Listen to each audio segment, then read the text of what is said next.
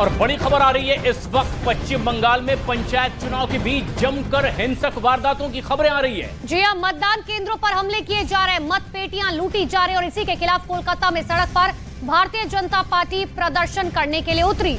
पश्चिम Bengal BJP ने कोलकाता में चुनाव आयोग के दफ्तर के बाहर जमकर प्रदर्शन किया है। टीएमसी पर हिंसा करने का आरोप लगाया गया है और ये तस्वीरें आपको दिखा रहे हैं। देखिए, चुनाव आयोग के दफ्तर के बाहर भारतीय जनता पार्टी की तरफ से प्रदर्शन किया गया।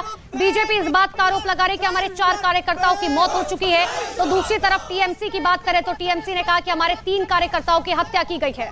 यहां तक कि कोर्ट भी बोल चुका है अगर इसी तरह की हिंसक वारदातें होती रही तो चुनाव रोकने चाहिए। लेकिन ऐसे में अब लगातार हिंसक वारदातों की खबरें आ रही है और बीजेपी कोलकाता में प्रदर्शन कर रही है। तो पश्चिम बंगाल के अलग अलग जगहों से लगातार ऐसी घटनाएं सामने आ रही हैं। 2 जगह ऐसी घटनाएं सामने आई जहां तस्वीरों में बदमाश मतपेटी हाथों में लिए भागते हुए दिखाई दिए। एक घटना तो मुर्शिदाबाद की है और दूसरी घटना मालदा की है, जहां पर मतदान केंद्र पर हमला हुआ है और हमले के बाद वहां से मतपेटी लेकर के बदमाश भागते दिखाई दिए। आप देखिए, 2 तस्वीरें साफ तौर पर देख सकते हैं और अंदाजा लगा सकते हैं कि किस तरह से पश्चिम बंगाल में चुनाव हो रहे हैं, जिसमें सुरक्षा व्यवस्था को तार तार कर दिया गया। हिंसा की वारदातें लगातार हो रही है, साथ ही बूथ कैप्चरिंग की घटनाएं सामने आ रही है। बदमाश पोलिंग बूथ में बैलेट पेपर लूटकर भाग रहे हैं। कई जगह बैलेट बॉक्स में रखे बैलेट पेपर जलाए जा रहे हैं, कई जगह पानी डाल दिया जा रहा है, लेकिन बैलेट बॉक्स लेकर के भागने की भी घटनाएं सामने आई है।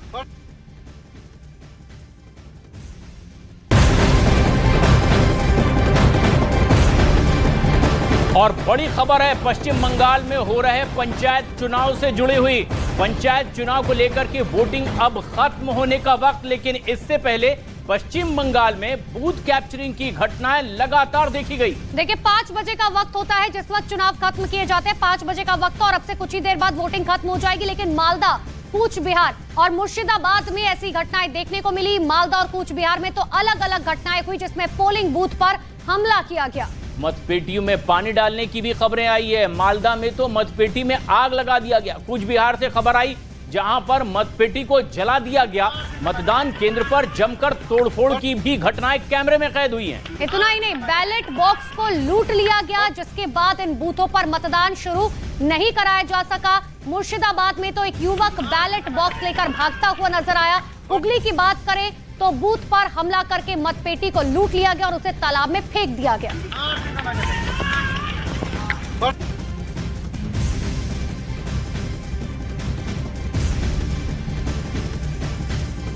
मालदा और मुर्शिदाबाद के अलावा पश्चिम बंगाल के उत्तर 24 परगना में भी जमकर बवाल देखने को मिला है। यहां पर दावा किया जा रहा है कि एक बूथ पर गड़बड़ी फैलाने के लिए आए बदमाशों को वहां के एक निर्दलीय उम्मीदवार के कार्यकर्ताओं ने दौड़ा कर पीटा और उसके बाद मारा भी है। उसके बाद उसे वहां से भागना पड़ा है। जमकर इसके बाद पत्थरबाजी हुई है। पश्चिम बंगाल में पंचायत चुनाव के दौरान कई जगह हिंसक वारदातें, और ऐसे में एक तस्वीर कैमरे में कैद हुई है जहां एक बूथ कैप्चरिंग के लिए पहुंचे बदमाश को जमकर पीटा गया है।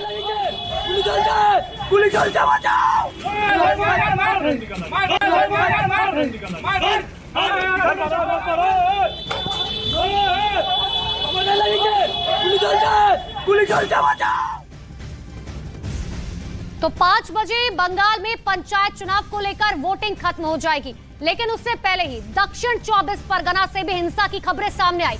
दक्षिण 24 परगना के मलांचा बसंती बूथ पर विस्फोट के बाद एक शख्स की मौत हो गई। आप समझिए, बूथ पर तैनात मतदान अधिकारी का इस बात का दावा है कि करीब 1 घंटे तक बूथ पर हमला होता रहा और 5 से 6 बमों से हमला किया गया।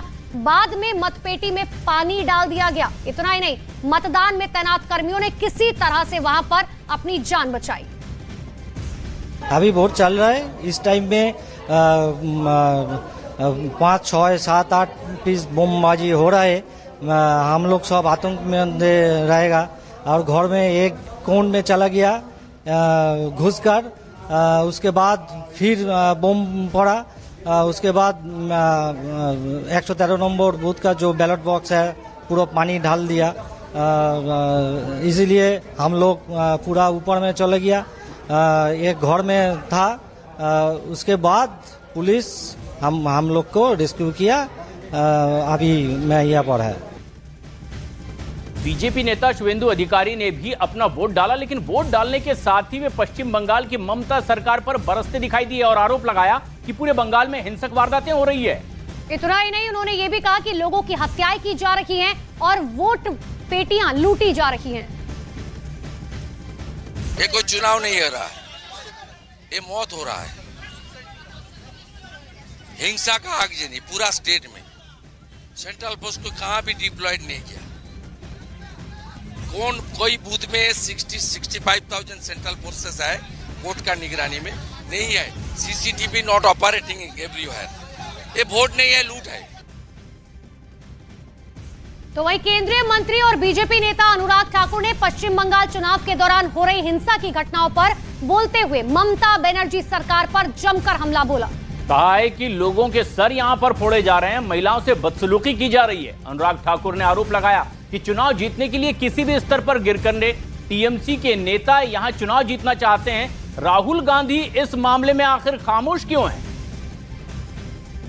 पश्चिम बंगाल में चुनाव की घोषणा यानी कि लोकतंत्र की हत्या की शुरुआत, लोगों के साथ मारपीट, गोलीबारी, बम धमाके, आगजनी, ये आम बात हो जाती है। और एक बार नहीं, अनेक उदाहरण ऐसे देखने को मिले हैं।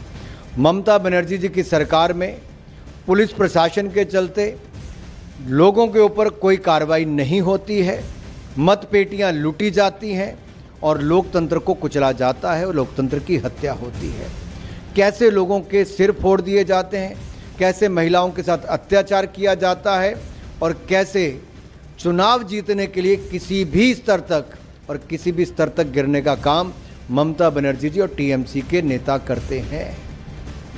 लेकिन श्रीमान राहुल गांधी जी चुप रहते हैं। उनको तो गठबंधन करना है ममता जी के साथ, लेकिन ममता जी उनको कहती है बंगाल में नहीं आने देंगे। क्या लोकतंत्र की हत्या के खिलाफ यहां पर राहुल गांधी जी कुछ बोलेंगे? पश्चिम बंगाल में पंचायत चुनाव के दौरान हिंसा की खबरें लगातार आ रही है और करीब करीब हर एक जिले से इस तरह की खबरें आ रही हैं। जी, अब आपको बीरभूम की तस्वीरें दिखाते हैं जिसमें सड़क पर आगजनी की गई, मोटरसाइकिल को आग के हवाले कर दिया गया। कई गाड़ियां बीच रास्ते पर जला दी गई है। ये सारी वारदात पंचायत चुनाव के लिए बने मतदान केंद्र के पास हो रही है। कई जगह तो सुरक्षा कर्मियों की मौजूदगी के बावजूद बमबाजी और आगजनी की घटनाएं पश्चिम बंगाल में होती दिखाई दे रही है।